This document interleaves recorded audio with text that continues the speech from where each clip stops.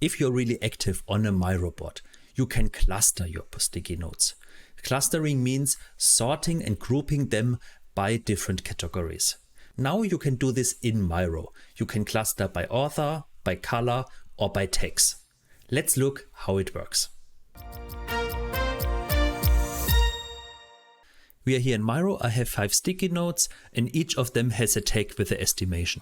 I can now select all of them, and here I have the option cluster objects. And here I can, as I said, decide color, tag or author. Since we have here all the same color, let's use tag. I click on it and now I directly see, okay, these two have 5 story points estimated, 13 and 1. If I click on here, double click, I can also change the title. And of course I can move them.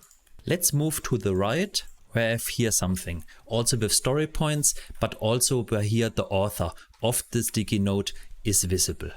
If I select this now, I can here say cluster and for example by color, then I see here all the green ones, here all the yellow ones. Sadly, there is not the color name used, but I can say green. Nothing easier than that. Let's revert it, select it again, and now I can here say, okay, sort by author. And now I can see these sticky notes were created by myself, these ones were created by a visitor. And that's how easy it is. I need to say it helped a lot, because if we have an active workshop and several dozens or hundreds of post-its are created, I can really easily order and cluster them by the different categories.